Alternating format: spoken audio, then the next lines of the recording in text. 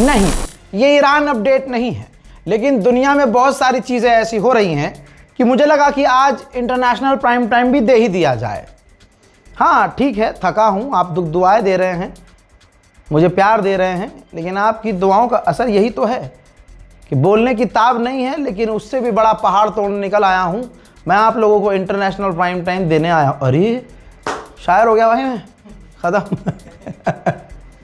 मेरे दोस्तों सलाम, नमस्ते, सत श्री अकाल। मैं हूँ रज़ा और आप देख रहे हैं रज़ाग्राफी अनस्क्रिप्टेड की सबसे ख़ास रिपोर्ट, अंतर्राष्ट्रीय prime time report. China Bharat के लिए बहुत बड़ा खतरा बन चुका है। हालांकि अंडवे इस पर नहीं बोलेंगे, उनका बाप इस पर नहीं बोलेगा, लेकिन मैं बताता हूं कि कितना बड़ा खतरा है और सीधा प्रूफ आपके सामने, रिपोर्ट आपके सामने।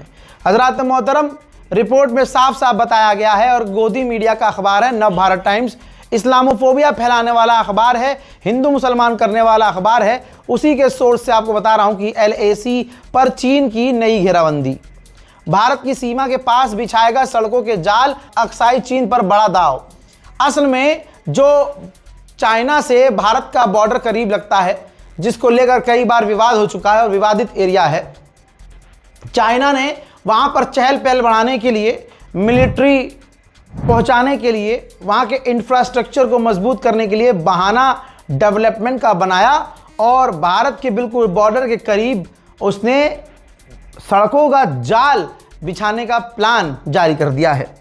ये बिल पास होते ही आप समझ सकते हैं चाइना 4 साल 5 साल नहीं लगाता, चाइना बहुत जल्दी अब भारत के बॉर्डर के करीब खतरनाक सड़कों का जाल बिछा देगा।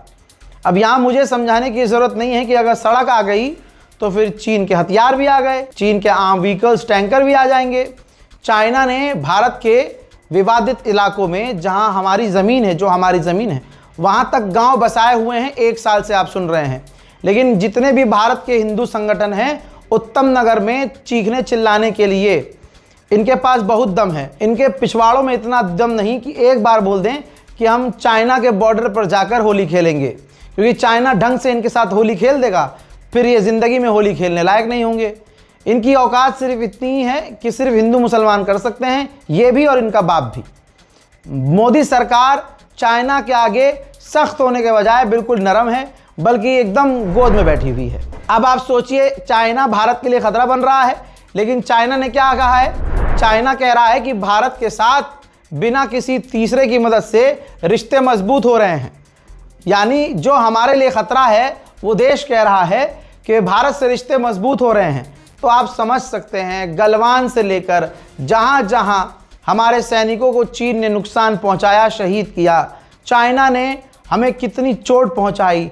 चाइना पाकिस्तान का सबसे मजबूत करीबी दोस्त, चाइना ने ऑपरेशन सिंदूर में पाकिस्तान की कितनी मदद की, चाइना ने पाकिस्तान की सैटेलाइट को अपने रॉकेट से लॉन्च किया। ये तमाम चीज़ें साफ हैं, लेकिन आप हिंदू समुदाय का डबल फेस कहिए या दोहरा व्यवहार कहिए, आप देखें कि इस पर ये कुछ नहीं बोलते, लेकिन अगर मुसलमान के खिलाफ बोलना हो तो उछल कर आगे आते हैं। आप सोच के देखिए हमारी विदेश नीति कैसे परफेक्ट दिखाई जाती है। हमारी विदेश नीति देखिए कितनी फेर है। एक और रिपोर्ट आपके सामने भाई, ये सब जगह छपी हुई खबर है। हज़ात इंडियन ओशियन की चाइना मैपिंग कर रहा है। उसने एक साथ 3 जासूसी जहाज इंडियन ओशियन में भेज दिया है और उसकी मैपिंग कर रहा है, भारत के रास्तों को ब्लॉक कर रहा है और जासूसी कर रहा है। ये पूरी रिपोर्ट है और पूरी रिपोर्ट में 3 लाइन में बता देता हूं आपको, डिटेल में पढ़ेंगे तो सर घूम जाएगा आपका। इसके बावजूद मोदी सरकार बिल्कुल खामोश है। आप सोचिए, चाइना दिन प्रतिदिन हमारे लिए खतरा बन रहा है, लेकिन मोदी सरकार चाइना की दोस्त है। उधर चाइना ने ही म्यांमार में अपना नया इकोनॉमिकल कॉरिडोर खोल दिया है। म्यांमार कल तक जो हमारे साथ करीब था, वहां भी अब देखिए चीन का पैर आ गया है। देख लीजिए, पढ़ लीजिए, चीन के लिए नया ईरान बन सकता है भारत का यह पड़ोसी देश। हॉर्मूज के बाद हिंद महासागर में बनेगा जंग का मैदान। जाहिर सी बात है, चाइना जिस तरह से अपने आसपास के देशों को अपने इन्फ्लुएंस में लेकर भारत से दूर कर रहा है, यह भारत की विदेश नीति है, फेल विदेश नीति। लेकिन आप ईरान, इजराइल, अमेरिका वॉर में आप देखेंगे, जब मोदी की विदेश नीति पर सवाल हो रहा है तो पता है क्या कर रही है मोदी सरकार? भाई इंस्टाग्राम पर जो मीम वाले पेज होते हैं, एक्स अकाउंट होते हैं, उनको 100, 500, 1000 उनके व्यूज़ के हिसाब से, फॉलोवर के हिसाब से उनको पैसे दे रही है और रील बनवा रही है। इंडियन ओशियन में कोई जहाज़ होगा, उसमें भारतीय नौसेना का जहाज़ दिखेगा, टैंकर आता हुआ दिखेगा, तिरंगा झंडा दिखेगा। एआई की मोदी और योगी और अमित शाह और ईरान के एम्बेसडर की फ़ोटो लेकर उसमें वॉइस ओवर करके बैकग्राउंड म्यूजिक जंग का लगाकर, हाँ, उसमें दिखाएंगे भारत की विदेश नीति कि भारत ने ईरान से बात की और एक ही बार में ईरान ने डर के मारे तमाम भारत के जहाज़ छोड़ दिए। बस इतनी ही औकात है इस गवर्नमेंट की विदेश नीति की। भाई साहब, औकात तो गलत कह दिया, औकात बहुत बड़ी है। भाई आप सोचो, अपनी तमाम नीतियों के फेल होने का पूरा उन्होंने खुद रिकॉर्ड बनाया। खुद रिकॉर्ड बनाने के बाद अपने तमाम फेलियर का उसको स्क्रिप्ट में डाल दिया एक फिल्म की, और उस फिल्म को धुरंधर के नाम पर रिलीज कर दिया। अब जितने मोदी पगलू थे नाचे जा रहे हैं मोदी मोदी मोदी मोदी। तो उस हिसाब से अब मोदी जी को मेहनत करने की जरूरत नहीं है। 2027 में चुनाव जीत जाएंगे, आगे भी वो जीतते रहेंगे। अब सरकारें क्या करेंगी? अब सरकारें जनता के लिए काम नहीं करेंगी, फिल्म के लिए काम करेंगी, प्रोपेगेंडा फिल्म बना देंगी और उसके बाद वोट उन्हें मिल जाएगा। मेरे दोस्तों, वहीं जिस तरह से ईरान के ऊपर बमबारी अमेरिका ने की है, उससे सबक चाइना सीख रहा है। चाइना ने बंकर बस्टर बम का तोड़ निकालने की तैयारी की है और अब वो तिब्बत और दूसरे पहाड़ी इलाकों में पहाड़ की गहराई में अपने बंकर और अपनी मिसाइल साइलो बनाने की तैयारी शुरू कर दी है। बात अगर कमाई किया है तो चाइना हो, रशिया हो, अमेरिका हो, कोई पीछे नहीं हटता है। जहां सऊदी अरब पूरे अरब को आगे लेकर चल रहा है कि ईरान से लड़ो, अमेरिका को फंड कर रहा है, ऐसे में इसी सऊदी अरब से चाइना ने डील की हथियारों की। एडवांस ड्रोन और खतरनाक ड्रोन बेचेगा सऊदी अरब को चाइना। पलक झपकने से पहले ये ड्रोन खतरनाक हमला करने की ताकत रखते हैं। सिर्फ इतना ही नहीं, अपडेट ये भी है कि भाई वो सिर्फ ड्रोन नहीं बेचेगा, बल्कि सऊदी अरब के अंदर ही चाइना ड्रोन की फैक्ट्री बना देगा। उधर ईद खत्म, सीजफायर खत्म, अफगानिस्तान पाकिस्तान के बीच जंग शुरू हो चुकी है। रिपोर्ट के मुताबिक अफगानिस्तान पाकिस्तान में जो झड़प हुई है, 3 की मौत हुई है। ईद पर 5 दिन का सीजफायर रखा गया था। अब हिंसा शुरू हो चुकी है, 3 पाकिस्तानी चौकियां तबाह हो चुकी हैं और सैकड़ों तालिबानी पिछले कई दिनों में पाकिस्तान के हमलों में मारे गए हैं। इन तमाम चीज़ों के बीच चाइना का एक युद्धपोत पाकिस्तान पहुंचा है। कहा जा रहा है कि पाकिस्तान की नौसेना के साथ मिलकर चाइना का युद्धपोत ड्रिल करेगा। दोस्तों, पाकिस्तान भारत के लिए सिरदर्द बनता जा रहा है और वो खतरनाक हथियारों की तरफ आगे बढ़ रहा है। भले ही पाकिस्तान में कितना भी बड़ा आतंकवाद हो, लेकिन पाकिस्तान हथियारों पर अंधा खर्च कर रहा है और उसको देश मदद भी देते हैं। जैसे अब पाकिस्तान बात कर रहा है तुर्की से। तुर्की के राष्ट्रपति रजब तैयब एर्दोगान को वो इस्तेमाल कर रहा है कि तुर्की ऑस्ट्रेलिया से बात करे और ऑस्ट्रेलिया को जो सबसे खतरनाक लेज़र एयर डिफेंस सिस्टम है वो पाकिस्तान को बिकवा दे तुर्की, क्योंकि ऐसा चाहता है पाकिस्तान कि तुर्की के जरिए ऑस्ट्रेलिया हमें अपना लेज़र एयर डिफेंस सिस्टम दे दे, जिससे भारत की मुश्किलें बढ़ गई हैं। पुतिन का दोस्त लुकाशेंको, जो कि बेलारूस के राष्ट्रपति हैं, वो नॉर्थ कोरिया पहुंचे थे और ये नॉर्थ कोरिया का जो पगलू है, सन की क्यूटी पाई, ये बंदा अपने एडवांस हथियार और राइफल दिखा रहा था। जी हाँ, और ऑटोमेटिक राइफल है ये। और लुकाशेंको यहाँ घबरा के मुस्कुराहट, क्रीपी स्माइल दे रहे हैं, क्योंकि उनको पता है कि अगर चल भी गई और मैं मर भी गया तो इसका कोई कुछ उखाड़ नहीं पाएगा। पानी के अंदर चलते फिरते हथियार जिसका नाम सबमरीन होता है, इसकी खासियत ही यही होती है कि इसको कोई डिटेक्ट नहीं कर सकता। लेकिन इंडिया के ही समुद्र के अंदर भारत की नेवी ड्रिल कर रही थी और फिलीपींस ने दावा किया है कि हमारी नेवी ने भारत के जो अंडरग्राउंड ये सबमरीन जो होता है उसको डिटेक्ट किया है, हमने ट्रेस कर लिया है। जिसके बाद भारत के लिए टेंशन है कि फिलीपींस तो हमारा दोस्त है, उसने डिटेक्ट कर लिया, अगर दुश्मन भी डिटेक्ट कर लेगा तो ये तो दिक्कत हो जाएगी। अब सोचिए, अमेरिका के लताड़ की वजह से, डोनाल्ड ट्रंप की धमकियों की वजह से एक आदमी कितना डरपोक है कि उसने धीरे धीरे सारे दोस्त खो दिए। अब रूस को हम कैसे दोस्त बोले भाई? पाकिस्तान से भी उसने दोस्ती कर रखी है और पड़ोस के म्यांमार को हथियार दे रहा है। लीजिए सबूत देख लीजिए, रशिया ने Su-30 फाइटर जेट सौंपे हैं। बताइए, म्यांमार को फाइटर जेट दे रहा है और रशिया यहां गलत भी नहीं हो सकता, क्योंकि रशिया तो कई साल से कह रहा है भारत को कि आप भाई हमसे फाइटर जेट ले लो, लेकिन फलाना है कि we cannot buy हमारा दोस्त नाराज हो जाएगा। जबरदस्ती वाली चीज है भाई। ये कौन सी विदेशी डिप्लोमेसी है भाई तुम्हारी? ये विदेश नीति कैसी है? हसमुख लाल विदेश नीति। हंसते रहोगे और पूरी दुनिया को हंसवाते रहोगे। भाई कपिल शर्मा को रिजाइन दे देना चाहिए, काम बंद कर देना चाहिए। भाई अपना ही वाला हंसाया जा रहा है और अगले की हंसी बंद नहीं होती। भारत में आके हंसी नहीं दिखती उसकी और विदेश में हंसी बंद नहीं होती। भाई रशिया हमसे कह रहा है फाइटर जेट लो, हम ट्रम्प के डर की वजह से ले नहीं रहे। अब गोदी मीडिया बैलेंस करता है बेचारा, बहुत परेशान है गोदी मीडिया। पता है कि दुनिया हंस रही है कि ट्रम्प से डर के मोदी ने अपने रूस दोस्त को छोड़ दिया और रशिया पाकिस्तान के करीब हो रहा है, म्यांमार को हथियार दे रहा है, हमारे जितने एंटी हैं सबसे बढ़िया करके चल रहा है। तो देखिए गोदी मीडिया को कितनी बड़ी जिम्मेदारी दी गई कि अखबार ने लिखा कि रूस का ज़बरदस्त पार्टनर है भारत। भारत ने खरीदा 6 करोड़ बैरल कच्चा तेल तो गदगद हुए पुतिन के दूत। बताइए पुतिन का दूत खुश होगा? अबे हम तो 2% भी नहीं ले रहे हैं, पूरी दुनिया रशिया से तेल ले रही है। और इसमें प्रोपेगेंडा देखिए, ये नहीं बताया कि अब भारत को रशिया डिस्काउंट नहीं दे रहा है और हम कोई एहसान नहीं कर रहे हैं उस पर, न वो कर रहा है हम पे एहसान।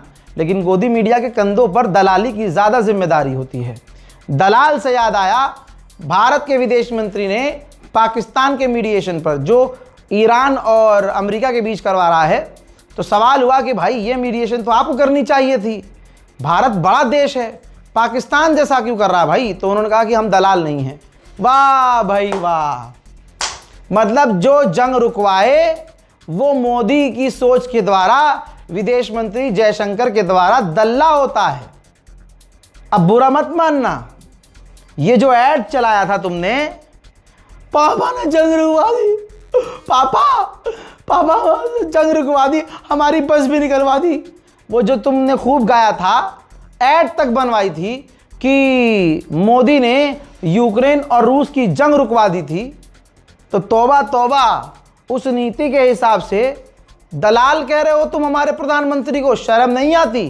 कुछ भी बोलने से पहले, गवर्नमेंट ऑफिशियल को कुछ भी बोलने से पहले यह सोचना चाहिए कि यह बात पलट के हमारे प्रधानमंत्री पर न चली जाए। पाकिस्तान आग बबूला हो गया इस चीज़ पे, लेकिन पाकिस्तानी अब ऐसी भी बात बोल रहे हैं ना कि तुम तो दावा कर रहे थे कि तुम्हारे प्रधानमंत्री, और भाई भारत तो हमेशा मीडिएशन करता आया है, मध्यस्थता करता आया है। भारत का रुख अभी भी क्या है कि जंग खत्म हो, बस क्योंकि फादरलैंड बोला है तो उसका खामियाजा हमें भुगतना पड़ रहा है। हम क्लियर नहीं हैं, बिल्कुल क्लियर नहीं है।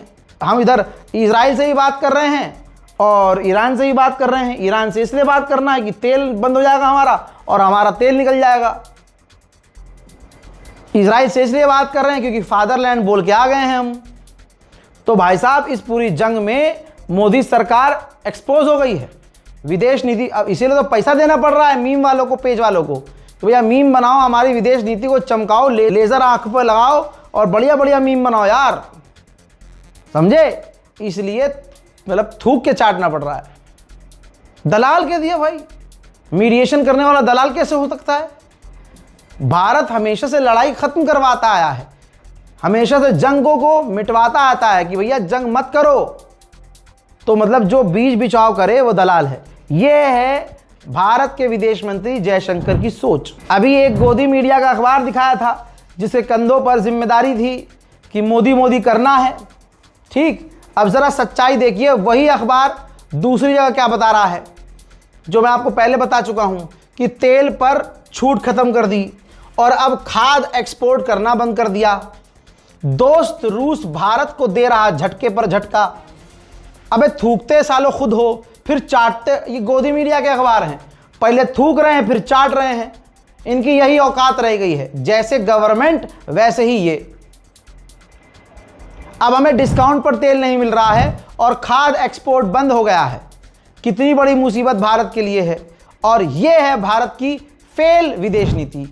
दूसरी तरफ अभी भी मोदी जी के पास ऑफर है कि रशिया से बेहतरीन हथियार ले सकते हैं। जैसे रशिया ने 2 seater Su-57 advance fighter jet with transfer technology, full transfer करेंगे टेक्नोलॉजी, जिससे हम उसको मॉडिफाई कर सकेंगे, अपने हथियार भी लगा सकेंगे, जैसा हमें चाहिए वैसा वो फाइटर जेट है।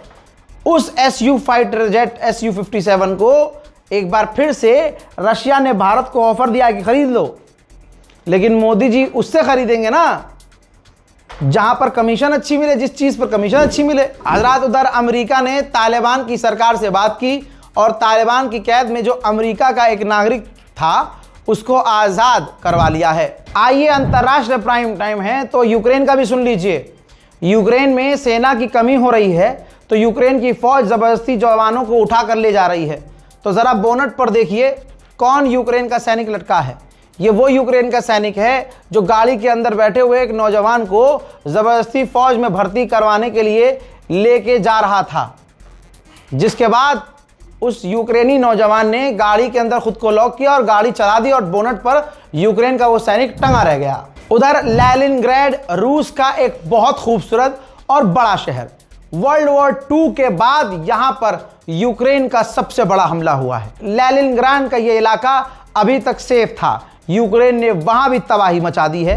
वहीं रशिया जहां अपने ऑयल रखता है, तेल रखता है, यूक्रेन ने वहां भी ड्रोन हमला करके तबाही मचाई है। लेकिन अब यूक्रेन के हमलों का ज्यादा फर्क नहीं पड़ता, रशिया फुल मजे ले रहा है। ये देखिए, व्लादिमीर पुतिन हर दिन तेल बेचकर एक दिन में $760 मिलियन पर डे के हिसाब से कमा रहे हैं। तो इस ईरान की जंग की वजह से रशिया को बड़ा फायदा हो रहा है। जो बैन लगा था इनके ऊपर से बैन हट चुका है। जिन देशों को मना किया गया था कि तेल मत लो रशिया से, वो सब भाग भाग कर रशिया से तेल ले रहे हैं। ईरान की जंग की वजह से पुतिन का इतना बड़ा फायदा हुआ है कि पुतिन ने लहजा सख्त कर दिया है। जैसे पूरी दुनिया में तेल की कमी हो रही है, ईंधन की कमी हो रही है, गैस की कमी हो रही है, ईरान इजराइल जंग में फंस गया है। तो ऐसे में जो रूस की पोजीशन है मजबूत हो गई है।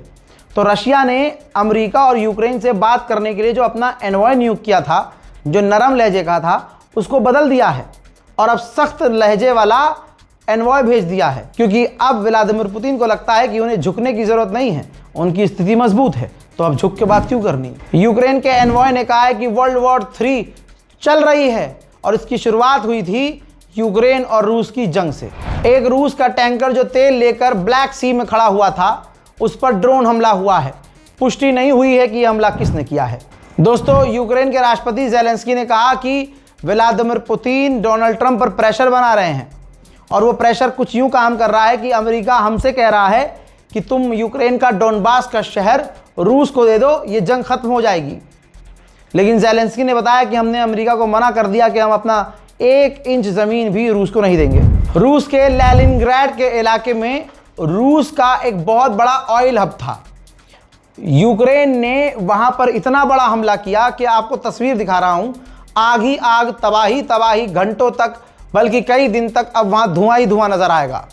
ठीक, उसको आग को बुझाना, कंट्रोल करना नामुमकिन सा है। इस हमले के बाद यूक्रेन के राष्ट्रपति ज़ेलेंस्की ने कहा कि हमने जो हमला किया है, इसके बाद रूस का जो ऑयल एक्सपोर्ट है 40% घट जाएगा। अब वहाँ की एक तस्वीर देखिए, ये वाइड एंगल फोटो है। सोचिए बड़े बड़े जहाज कितने छोटे नज़र आ रहे हैं और पीछे वाले एरिया में देखिए आग ही आग है। लेनिनग्राड में यूक्रेन का ये सबसे बड़ा हमला था। उधर एस्टोनिया की एक पावर प्लांट की चिमनी में रूस का एक ड्रोन जाकर हिट हुआ है, जिससे उस चिमनी को नुकसान पहुंचा है। हंगरी का प्रधानमंत्री एक ऐसा वाहिद प्रधानमंत्री है जो अमेरिका के खिलाफ जाकर, यूक्रेन के खिलाफ जाकर, यूक्रेन को जो यूरोपीय यूनियन मदद देता है अकेले अपने दम पर रोक देता है और रूस का साथ दे रहा है। अब उनका एक वीडियो आया है जो अपनी बेटियों से फ़ोन पर बात कर रहे हैं, हंगरी के प्रधानमंत्री, और कह रहे हैं कि बेटा तुम जहां भी हो, तुम्हें और मुझे, हमारी जान को खतरा है यूक्रेन के ज़ेलेंस्की से। Halló, szia drága Rózám, merre vagy? Szia drága Sárikám. Drága forráskám, édesapád vagyok. Figyelj, Biztos látni fogod majd a hírekben, hogy az ukránok itt megfenyegettek most már nem csak engem, hanem titeket is. No. Gyereket meg unokát, úgyhogy csak azért hívlak, hogy ne ijedj meg. Valami baj van, vagy látsz valamit, szóljál, de szerintem komolyan kell venni, de nem szabad megijedni, jó? Jó, vigyázz magadra. Az Alizzal beszél, ő már nagy, ő ezt már érti, jó? Nehogy megijedjen, vagy baja legyen, figyelj rá, jó? Kérlek. हजरात मोहतरम, ये है अंतर्राष्ट्रीय prime time report. इस report को share कीजिएगा ऐसे ही दुनिया की तमाम बड़ी खबरों के लिए जो आपके लिए ज़रूरी है। देखना हो तो चैनल को सब्सक्राइब कीजिएगा। अपनी राय कमेंट में ज़रूर लिखिए। जय हिंद।